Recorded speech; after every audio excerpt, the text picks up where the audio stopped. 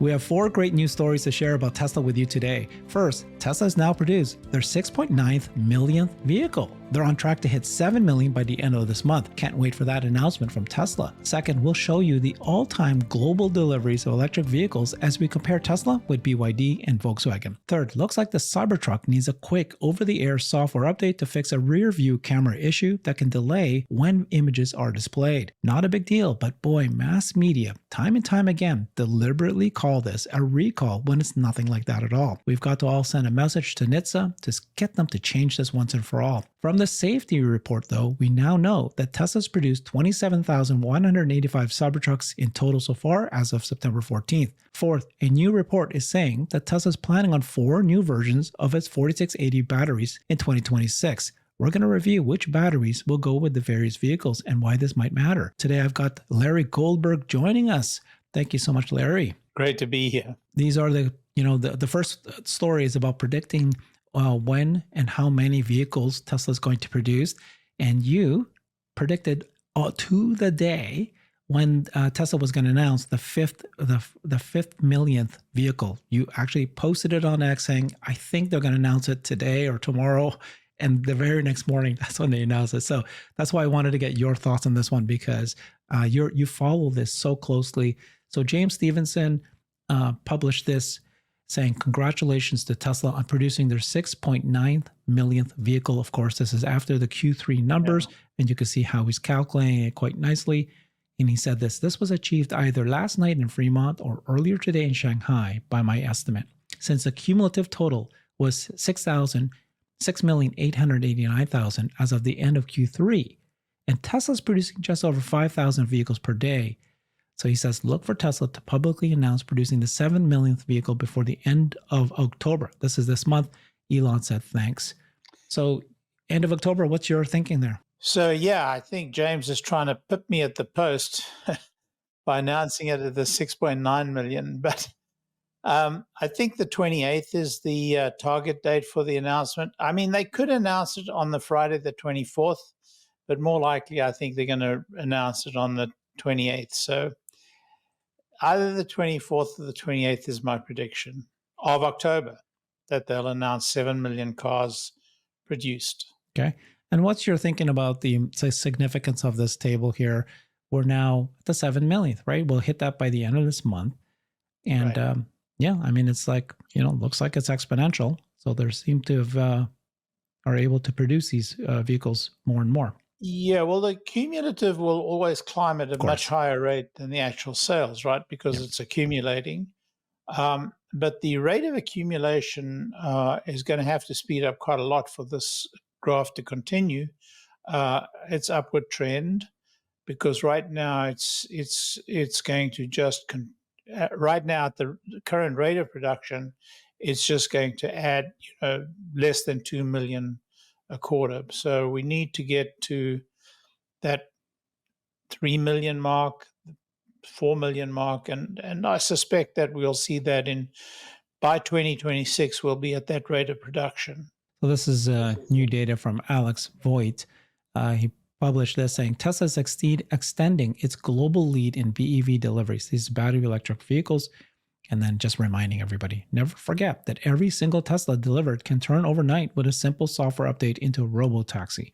But if you want to compare Tesla with BYD and Volkswagen since the first quarter of 2021, this is by quarter since the year 2021, where anybody was barely making any electric vehicles, comparatively to where it is now. As you can see here, Tesla's in yellow, BYD's in red, and then Volkswagen is in blue. And we don't have Volkswagen's Q3 results yet, so it's not here. But you can almost see this. Volkswagen is growing, but it's not as steep as either BYD or Tesla. And, when you look at it, this is battery electric vehicles. This is not all electric, like the hybrids or ICE cars. But both Tesla and BYD seem to be growing at the same rate from looking at it this way. Yeah, and these are cumulative deliveries. Again. And so I think, the same caveat stands. We need to see, from a cumulative point of view, we need to see an increase in the rate of production And particularly from Tesla, because to keep that lead is going to be very challenging as the fleet grows larger and larger. So we'll see. I think Tesla are going to go through a step change within the coming year in terms of production and deliveries.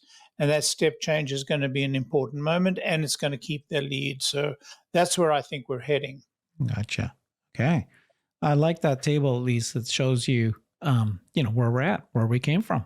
So, like you said, it's cumulative. So it's you got to just be careful about that. You're not looking for growth. You're looking at just total numbers here. We're at 5 million. We're going to be at, this is by quarter. So this is how you're looking at that. Okay. So this is another a stat, the Tesla Energy release, 750,000 power walls installed worldwide. And now that's this one, real growth, right? that there. looks real growth right there. That is like and exponential. Look at that. I think the growth is going to speed up even further because they're opening new markets. They're also getting to a very high level of production. So their level of production now is reaching, really industrial levels.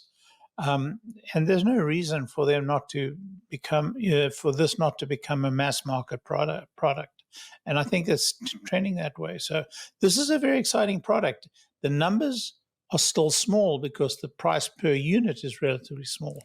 But now that they've reached this high level of production, real mass production, I think we can see this grow, almost vertically for a couple of years. Yeah. So the power walls are used in homes, right? In small businesses. Right. And it can have distributed power. But it looks like it's a successful business. And like you say, they've figured out how to produce it. Production is the critical thing. And I just love how it's like the growth is getting steeper and steeper and steeper. It's going to go straight up next. And the product is getting better and better, and their production capacity for the product is getting better and better. And so this, can definitely become a global product and very, very high volumes. Okay. So we just had the Q3 deliveries, and there's been a lot of shows done already on the production and delivery numbers. But because you have studied energy so deeply, we've covered that so much with you. I want to turn to you, and I haven't asked you, right? What is your interpretation of what happened with energy in the third quarter of Tesla? And Sawyer nicely says that strong growth continued in Q3 with deployments up 73% year over year. So if you look at that way, and you can see this is by quarter, total energy storage deployments by Tesla every quarter. Now Q3 is finally added. It's not as big as Q2 was, but it's still bigger than last year. We all know that energy deployments are lumpy. And why? Because they're very, very large contracts. Particularly, with the new Megapack XL, the contracts are gigantic. I mean, they run $500 million a contract or more. I mean, some contracts are multi-billion. So what happens with these energy deliveries is that you can have a huge build-out with no invoicing during the period of the build-out, or limited invoicing that you cannot even recognize the revenue. And then all of a sudden, boom, you get the contract signed off, and that revenue hits in one quarter. And that's what we saw last quarter. Mm-hmm. But everybody who is projecting revenue were reticent to, project the 9 gigawatt hours delivered last quarter to this quarter, because we knew about this lumpiness. So the number actually doesn't disappoint. The number is right within the parameters that everybody was forecasting. And we're going to see probably this level or even lower in the third quarter, in the fourth quarter. I can see next year the quarterly rate of delivery from contracts that are in process now going up by several tens of percent. We could see a 30 to 50% rise in quarterly deliveries. So I would not be surprised to see double-digit gigawatt hours being delivered per quarter next year. Per quarter next year. Now, another show that I just recently did was I interviewed Brian Wang, and he had a statement. I don't know if you've been following. I know you've been busy the last few days, but he said that he took a look. So hold on here. Where we go here? He took a look at the size of the Megapack factory in Shanghai, and he believes that it's going to be at least two times bigger than Lathrop. So by looking at Shanghai's, they made announcements. Grace Tao did just a few days ago, they made the announcement that Giga Shanghai is just being built at lightning speed. It's already at 60% completion. It's on track to be going production by the first quarter of next year. But if you take a look at the size, he went and measured it, and he believes that it's 2 to 3 times bigger than Lathrop. And if you see here, that's the main building, but there's actually 3 buildings, not just one. There's this other facility here and this very long facility here. So if you look at the render, it's kind of flipped, but this is what it's going to end up looking. And these are all new, but even just this main building, it's 2 to 3 times bigger than Giga Shanghai. By the way, the Megapack factory in Shanghai is going to be built in this lot, and it's only 2 miles away from Giga Shanghai. This is a Lathrop factory, so they were comparing that's its size to that. And this is what he did. And so when he calculated this, Larry, I wanted to share this with you because I want to hear your thoughts on it. He said that if you look at the gigawatt hours produced in 2024 for the entire year, it's 35. But if things progress the way they're thinking, it could actually be 90 because it's going to be twice as big, and it's going to slow ramp. It's not going to be 100% ramp, but by 180, you'll see the 2 factories ramped up. But look down here. He's saying that by 2026, just energy alone will represent a stock price of $237, which is where we're at today. What's your reaction when you hear this analysis? This is not out of line with my original calculations. So let's just talk about Lathrop. Lathrop, the factory itself may not fully represent the total productive square footage for Megapack production. The reason I say that is that Tesla have numerous factories in and around where the Lathrop factory, Megapack factory, is situated. It's impossible for us to tell whether sub-assemblies are being made outside of that factory and being brought into that factory. That's the first sort of mitigating fact I'll present. But there are other factors, one of which is, do we know that Megapack is the only product to be produced there? We don't. And so it could well be, that they're making, I don't know, some other product there as well. And the third point I will make to add more confusion is that Lathrop itself, has got a piece of land opposite the road from Lathrop where a huge number of Megapack or the Megapack containers are stored, and it's acres large, and there are hundreds of Megapack or Megapack shells there. So whether or not that's under roof or not in the China factory because they've discovered the need for that additional space, I don't know. So there are all these things we don't know about. The other thought I did have is it's more than possible there's a battery production plant incorporated into the Megapack factory in Shanghai.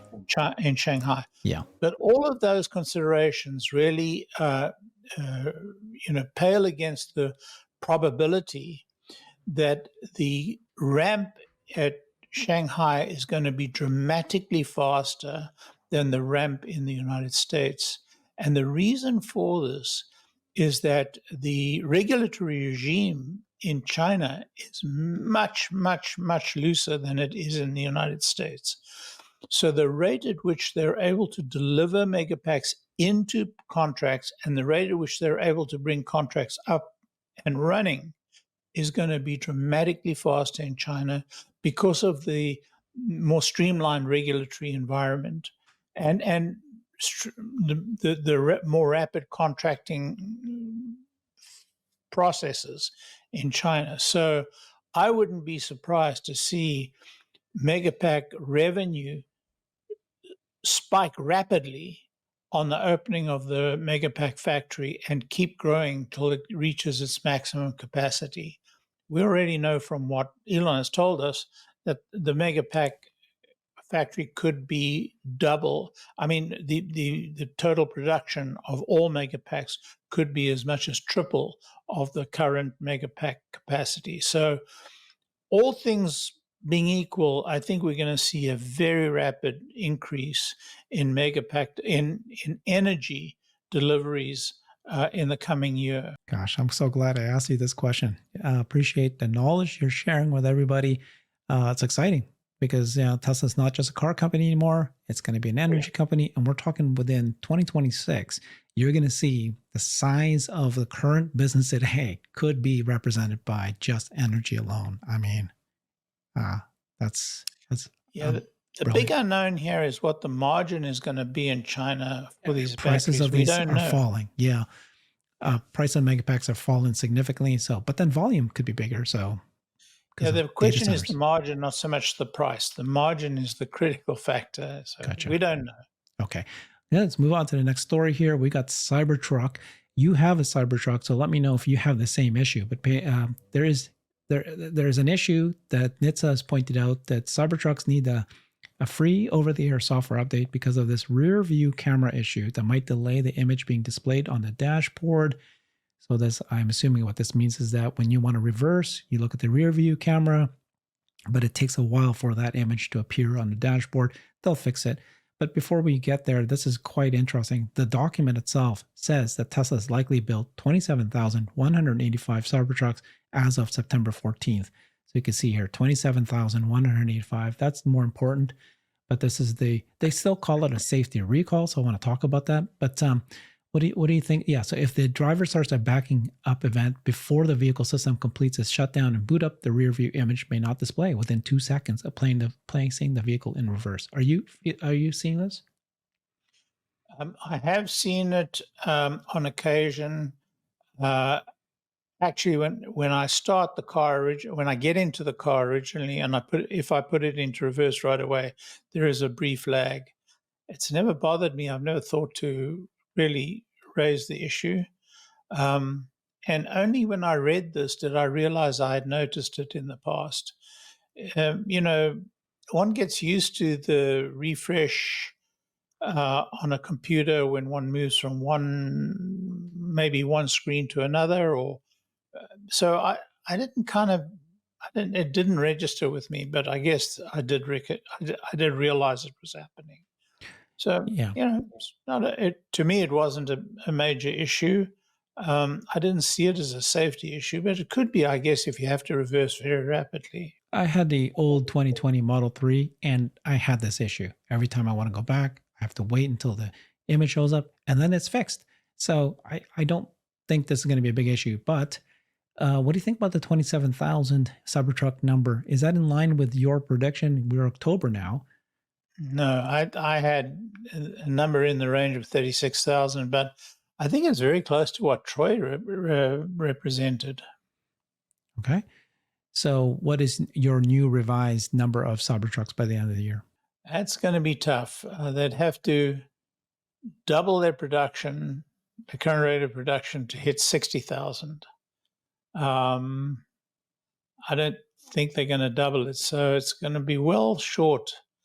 Maybe 50, well short of where we were, just 3 months ago, and definitely short of where we were at the beginning of the year. Okay. Yeah, anything over 50, I think is good, because remember when we did this show, we're looking at, remember what all the analysts were predicting for the end of the year? 25. I remember that. Yeah. We're already at 27. It's October. They're just totally off. But okay. I mean, we were off too. We were off as well. I was off as much, above the number that they hit. That's that right. They had. And anyway, it'll be interesting. And I don't know that number includes all the demo machines that are all over the world. There must be a bunch of them, because there were quite a few in Europe when I was there. All right. So the big issue that I wanted to reinforce is this whole calling all the mass media calling it recalls when it's not a recall. So Musk has been mother of Elon, has been hammering this home. Vehicle regulation that needs to change is this idea that a software update is still called recall. Now, Reuters knows this already, but they know the readers are stupid, so they continue to tell lies with these headlines. Actually, their last paragraph usually does mention a software update, but they know the readers don't read that far. Sawyer again said, look, NHTSA, you need to make a clearer distinction between over-the-air software updates versus a physical recall required in person. So this is just a simple thing. It's free. It can be done over software. It's at home. Don't even realize it. It happens. There's no need to recall. Everybody knows this already. But here's an example of all the headlines that he put together. TechCrunch, Verge, Forbes, they're all calling it recalls. So we just need to get out there and just hammering it home to let people know that the organizations they need to change this. This is just completely misinformation. I think there needs to be a distinction, though, Herbert. I think there needs to be a recall if the vehicle has to go into the dealership for a software update. Right. If the software update is done automatically at home, I think it should not be a recall. And there's no possible argument for not, changing the name of it. There just isn't an argument for it. So I think it's very, very, very damaging to continue this practice. Yeah, very good point. Because there's a number of other car companies who are claiming that they can do software updates, over-the-air updates, but then you find out that the car has to be driven into a dealer, and the dealer has to be the one to do the software update. You can't just do it at your homes, and that's a recall, if that's the case. So I wonder if that's because of the relationship between the OEM and the dealerships. Right. Yeah. That's I mean, as I studied the hybrid business, I've discovered that the principal reason for the hybrids existing and in fact becoming much more competitive than or more sales of hybrids than EVs is because of the dealerships, just not wanting to sell EVs at all. And when they do sell EVs, it's a very unsatisfactory relationship that the client has. Anyway, I think that is an underlying factor here. Thank you for that. Because this next story, I think, is an important one for us to really understand. And this is something to do with the batteries, the 4680 batteries. So Alexandra Mertz shared this. She is getting this information from an organization called The Information. And they are amazing. They are well worth the subscription, because so far, every single article I've seen from them, I find to be they're not trying to be sensationalists. They're not trying to create issues. They're just sharing. We don't know if it's real or not, because oftentimes, just like everyone, it's like people direct knowledge of its plans.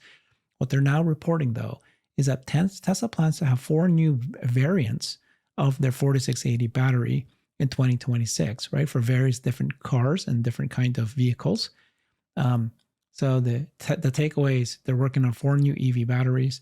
It has had troubles with new manufacturing process that aims to cut costs. The in-house EV batteries, the 4680s, will give it more flexibility in designing cars. So they just kind of like review the history of what has happened, that they have created their own 4680, but they've also partnered with other battery companies. I think this is the page I want to get to. So by 2026, the company plans to introduce 4 versions of the 4680 that uses the dry cathode. Okay, one internally coded NC05. NC stands for new cell. It's described as the workhorse that will power the robotaxi. So it makes sense if that comes out in 2026. But they're now suggesting that robotaxi won't be available until 2026 at the earliest. So are they saying that the battery is a rate limiting step? But 2026 sounds like, to me, a decent date. That's fine with me. Plans to use the NC05. This one here. They also plan to use the same variant to power the Cybertruck and a semi and a 4th unknown vehicle. Now there's an NC20, which will pack more energy than other versions. They're going to intend to power a sport utility vehicle, the Cybertruck, and other future vehicles with that. And then there's 2 others, an NC30 and NC50, in material called silicon carbon for the first time into the anodes. So I don't know why it's. Do you think this is a big deal? Because sure, just variants of the same battery. What's the Yeah, I big think deal? they're missing a point, though. Tesla have shown the propensity to use a earlier battery than the one they planned for the vehicle, and then just change the proof of that is in the Cybertruck. They're using the old, the legacy, if you like, battery in the Cybertruck right now, even though they plan to use this new version in the Cybertruck, and they Mm, have an even newer version down the road that they plan to use for the Cybertruck. mhm. So the point is, they could well use any of these vehicles with any of these batteries. It's just a different variant and a newer version of that vehicle that will have the newer batteries. Okay, now that's a very good point. So it's not like, oh, we can't build cars unless these batteries are built first. It's Right. just more like, yeah, they're going to have multiple variants. And we, at this point, the guidance from Tesla has been that we're not constrained by batteries anymore. Yeah.